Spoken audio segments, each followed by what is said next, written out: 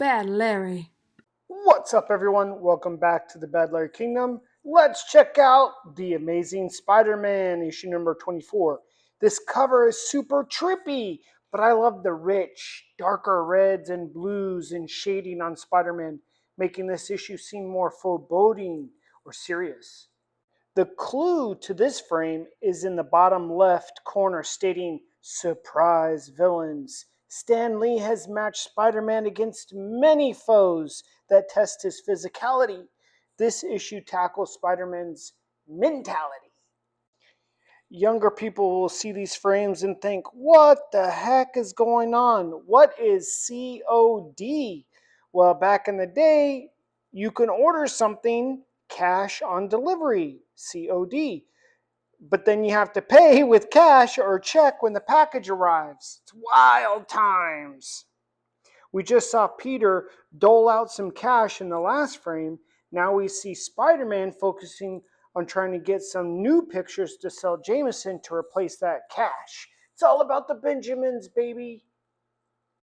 Like always, like you do, Spider-Man finds some crime in progress and sets up his camera to catch the action.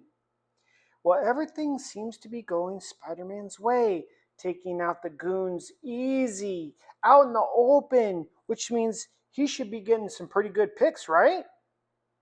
These normal human thugs are absolutely nothing to Spider-Man, so much that he's able to corral them during the fight so they don't get too far away from the camera. But Foswell shows up out of nowhere and ruins Spider-Man's entire plan, though. Because if Peter sells these pictures, Foswell will know that Peter is Spider-Man because, well, Peter's nowhere to be found. Peter is learning. After 24 issues, he knows when he should approach Jameson and when he needs to hide and avoid that son of a bitch. Doesn't matter what era, though. Anyone sneaking around an office is going to make the staff look sideways at him. Betty kind of likes Peter being a bad boy, though, right? By accident, wink wink, she drops a letter from her fake old boyfriend, Ned Leeds, who's living in Europe. And we covered this whole trope last issue, though. Peter should not worry at all about this dude, Ned. Old boy is too far away to have any actual influence over Betty.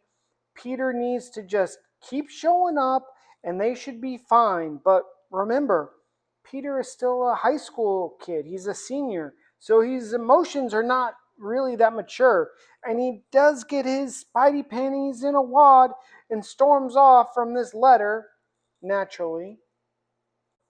Spider-Man tries to clear his head while Foswell and Jameson try to spin up a story, making Spider-Man the villain and the crooks the victims. I know in the movies, Jameson was portrayed as just a gruff guy who was real cheap. But this origin run of the character shows that Jameson is just bad. He's a bad man. He's evil. Last time I told y'all that the bad men in comics were always smoking. See? Both these guys are smoking it up, coming up with plots against Spider-Man. Fake news, I guess, has always existed. Jameson's big plan is to have these sour reporters bribe regular people with getting their name in the paper. And all they have to do is lie about how they hate Spider-Man. This Jameson is so dirty. This is rich. Peter Parker's human arch nemesis, Flash Thompson, is also Spider-Man's #1 fan. And Flash is so super popular at school, so his opinion has a lot of pull. Plus, he's kind of, impetuous, so he chases down this fake sour reporter. He gets him off the beat. I love this. There is perfect balance in this world Stan Lee created for Spider-Man and Peter Parker. Everything seems to always come out net neutral. Speaking of balance, Flash just spent a bunch of energy supporting Spider-Man. Now we have to see him use the same amount of energy hating on Peter Parker. It's like a law in this world. And Peter should be wise to Liz Allen's games by now. He's a senior. He's been going to school with her and Flash his entire high school career. Liz has always been a bit too flirty with Peter, and it always sets Flash off. And Peter got all pissed at Betty for a letter. Now he's having a girl stroke his face. Peter's being a bit hypocritical right now. Rules for thee, but not for me when it comes to the opposite sex, Peter? Liz chucks up the deuces at Flash, and we all knew this was gonna piss him off. Flash just wants to smash Peter so bad, but he needs an audience to make it happen because he needs Peter to be humbled and humiliated and beaten. I love how Peter doesn't cower at all to Flash. He talks that mess right back at him, further fanning the hate flames. And it's just amazing how gullible people can be.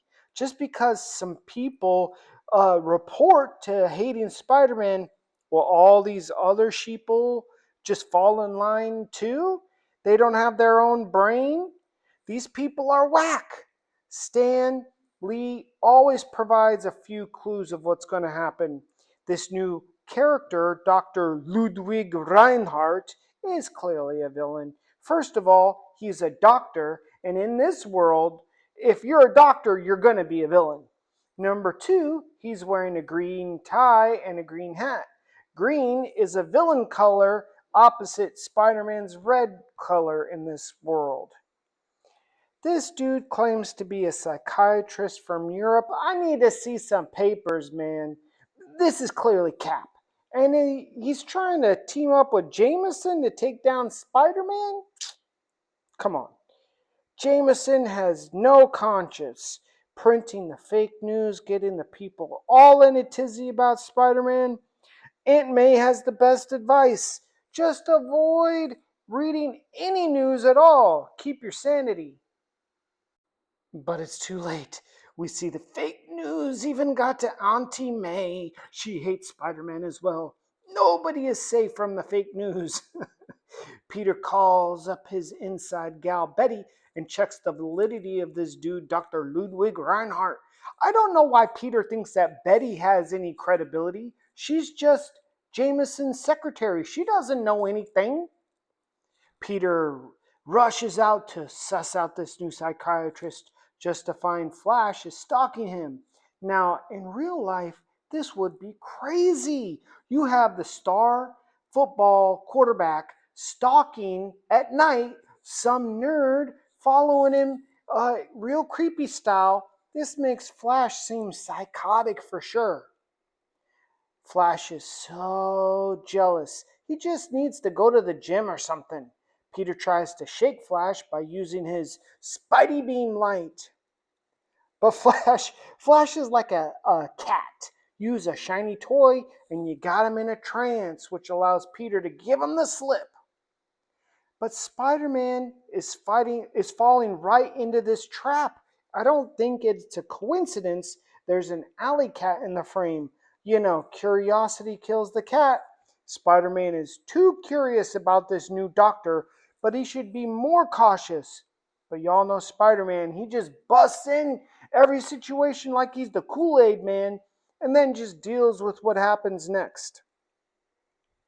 Spider-Man is getting fooled. The lights creating an image of Doc Ock. The first part of this plan to mess with Spider-Man's head. As soon as Spider-Man realizes Doc Ock is just a mirage, well, now the Sandman shows up. All these mind games are keeping Spider-Man off balance, doubting himself. A swing and a miss. Now the Sandman's gone. Spider-Man should know by now he's getting toyed with. The mind games are actually a good attack against Spider-Man. At this point, he's kind of weak mentally.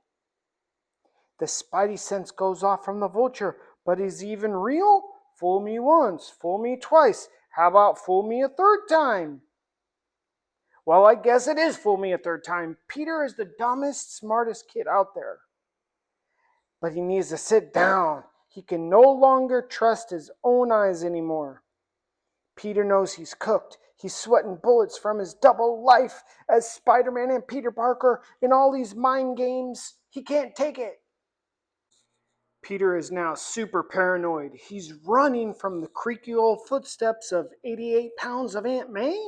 Now he says he needs some professional help. Yeah, Spider-Man is so dumb. He can't see all this is a trap. The address is printed in the paper for the new doctor, and now Spider-Man's going to go see him voluntarily for help? So dumb. Spider-Man walking right into the trap is wild. The Spidey sense goes off just a bit too late, letting him know how dumb he is for walking his dumb butt right into this dumb trap. A simple upside down room should be able to fool Spider-Man? I don't think so. He's upside down all the time. But this was a cool frame for 1965. Spider-Man decides to run. Then he decides he's going to stay. Oh, this is so annoying. Spider-Man putting all this faith into this dope, knowing his Spidey sense went off, knowing this place is a trap. What a mess. This story is really reaching, showing the real weakness of Spider-Man is his mind. Well, for now. And now Spider-Man's falling deeper and deeper into the trap. The hallucinations, quote, quote, start back up. The doctor calling Spider-Man a schizophrenic. Spider-Man should know this is just technology messing with them. I guess the point of this little charade of a story is what Spider-Man says. He has no one else to turn to. In the X-Men or Fantastic Four or Avengers, there's a team of people who know you. And like in the X-Men, there's always a telepath or two. So these kinds of pressures don't show up. The point is that Spider-Man is truly alone. He can't rely on anyone. And here, when he does reach out for help, well, we all know it's going to be a trap. So it just cements the loneliness of Spider-Man's life. Foswell busts into the office and lets Jameson know the juicy details about this new Dr. Reinhardt. I mean, we all know this guy's a phony. The labor laws were different back in 1965, I guess. Jameson has Betty staying at the office. It's like way past 8 o'clock. I mean, he's not even there. Is anyone else out there that works with a horrible boss like Jameson?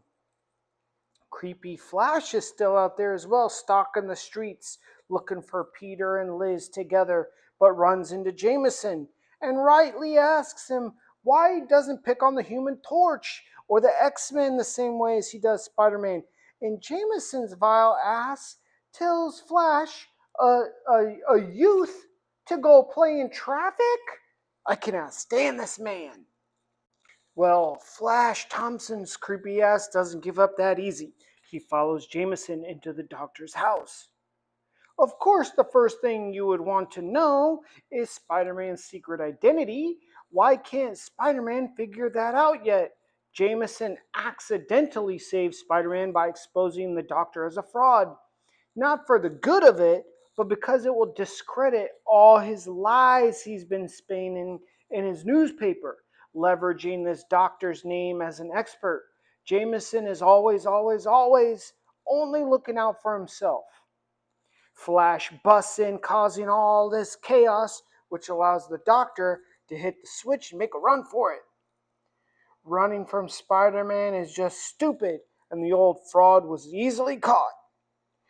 What in the Scooby-Doo episode do we have going on here? I would have gotten away with it too if it weren't for you meddling kids. Anyway, Spider-Man pulls the mask to reveal the real man is his old enemy, Mysterio. Well, Mysterio is cooked. But how do these criminals all get caught, webbed up, handed over to the cops, then somehow they just get out again to cause more terror on Spider-Man? But look, Mysterio invested a lot of cash in all these machines and technology just to mess with Spider Man? Was that his whole motivation? Mm, well, no, I guess his whole purpose was to reveal Spider Man's secret identity, which almost happened, which would have been a huge win for Jameson. I told you about balance earlier. Jameson saved his reputation, which was a win for him, but missed learning the identity of Spider Man, which was a loss. It's always even Steven in this world. Meanwhile, Flash is such a fanboy that he's happy Spider Man called him a fool. Just knowing Spider Man talked to him was enough to get this guy so happy. Liz, meanwhile, is so thirsty for Peter. Run, Peter! Run from that crazy blonde lady!